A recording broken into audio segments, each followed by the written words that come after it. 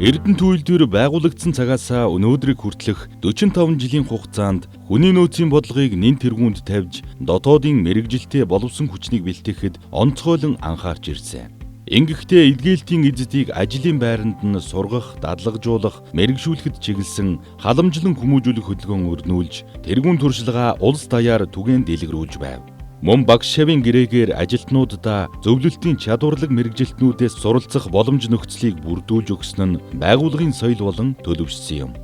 Уулуурхайн салбарт хүний нөөцийн менежментийн бие даасан тогтолцоог жишг болохыг хөгжүүлсэн Эрдэнэт үйлдвэр төлөвшсөн тогтолцоогоо сайжруулан илүү дэвшилтэд шинэлэг хүний нөөцийн бодлого хэрэгжүүлэхээр зорилт дэвшүүлэн шин цагийн шин менежментийн олон хувилбарыг хүний нөөцийн уламжлалт бодлоготой уялдуулан өчигдөр өнөөдөр маргаашийг холбосон түүхийн шин хуудасаа эргүүлж байна. Үйлдвэрийн газрын хүний нөөц захиргааны хилцэн бодит судалгаанд суурилсан шинжлэх ухаанч байдлаар шин цагийн хүний нөөцийн бодлогыг хөгжүүлэхээр томоохон алхам хийсэн нь хүний нөөцийн бүтэц бүрд чиглэсэн хөтөлбөр төлөвлөгөө юм.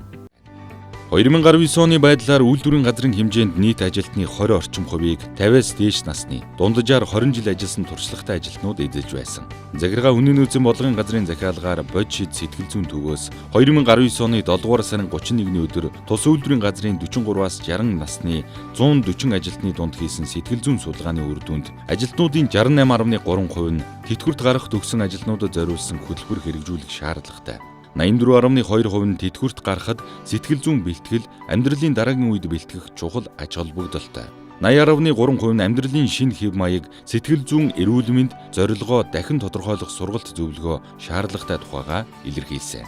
Иймд тэтгэвэр тогтоолгох эрх нь үүссэн болон ойрын 5 жилд тэтгэвэр тогтоолгох эрх нь үүсэх ажилтнуудыг нийгэм эдийн засаг, бие сэтгэлийн хувьд амьдралын дараагийн үед бэлтгэх, тэдний туршлага мэдлэгийг нь өвлүүлэх, үйлдвэрийн хөгжил дэвшилд оруулсан хувь нэмэр, хөдөлмөр бүтээлийг нь алдаршуулах, ахмад залуу үеийн холбоог бэхжүүлэх, ахмад ажилтны тасралтгүй хөгжлийн бодлогын хэрэгцээ шаардлагыг судалгаанд үндэслэн үйлдвэрийн газрын хүний нөөцийн бодлого, хүний нөөцийн менежментийн тогтолцооны MNS ISO 30400 багц стандартад нийцүүлэн хэрэгжүүлж байна.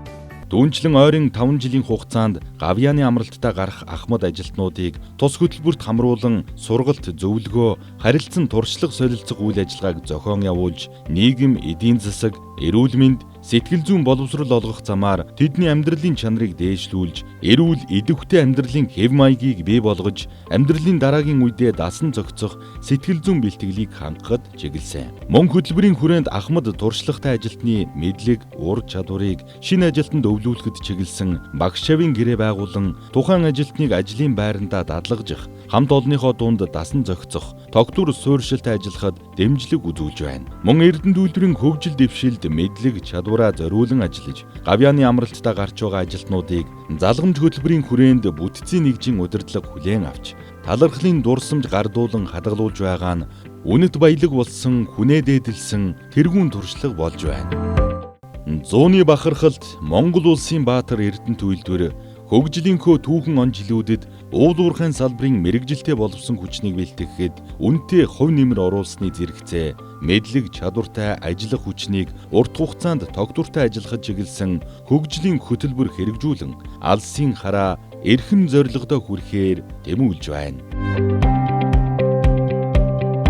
Ил уурхайн чимээ нүргэлж, их үйлсийг бүтээгч Эрдэнэтийн уурхайчдын залгамж халаа үл тасарна.